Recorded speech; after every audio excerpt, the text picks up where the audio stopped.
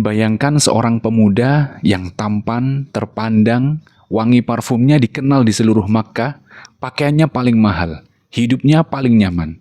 Namun suatu hari pemuda itu berdiri di hadapan Rasulullah dan berkata tanpa suara, "Aku memilih Allah, meski harus kehilangan segalanya."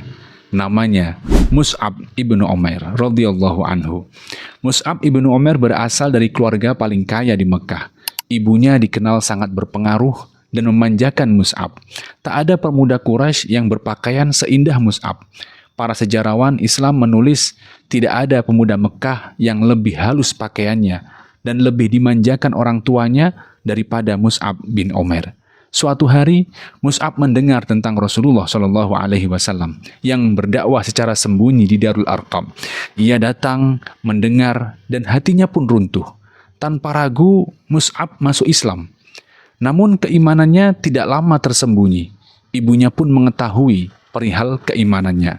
Lantas apa yang terjadi? Mus'ab dikurung, diputuskan semua kemewahannya, diputuskan hartanya, dilarang keluar rumah. Namun Mus'ab tidak mundur. Mus'ab akhirnya berhasil keluar dan hijrah ke Habasyah. Ketika kembali, para sahabat hampir tidak mengenalinya. Pakaiannya lusuh, tubuhnya kurus.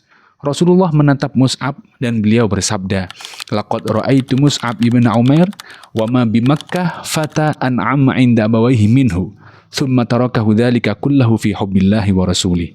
Aku telah melihat Mus'ab ibnu Umair, tidak ada pemuda Mekah yang lebih dimanjakan orang tuanya daripada dia. Lalu ia meninggalkan semua itu karena cinta kepada Allah dan Rasul-Nya.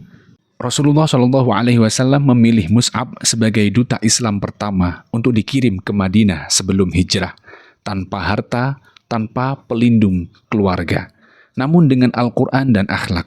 Lewat dakwah Mus'ab, tokoh-tokoh besar Madinah masuk Islam, di antaranya Sa'ad bin Mu'ad, Usaid bin Hudhair, dan dari sinilah Madinah siap menyambut hijrah Nabi Shallallahu Alaihi Wasallam. Di perang Uhud, Mus'ab menjadi pembawa panji Islam. Dia bertempur hingga kedua tangannya tertebas. Panjinya jatuh, tidak. Ia berusaha memeluk dengan dadanya, namun Mus'ab akhirnya gugur sebagai syahid. Ketika hendak dikafani, kainnya tidak cukup. Jika ditutup kepala, terbuka kakinya.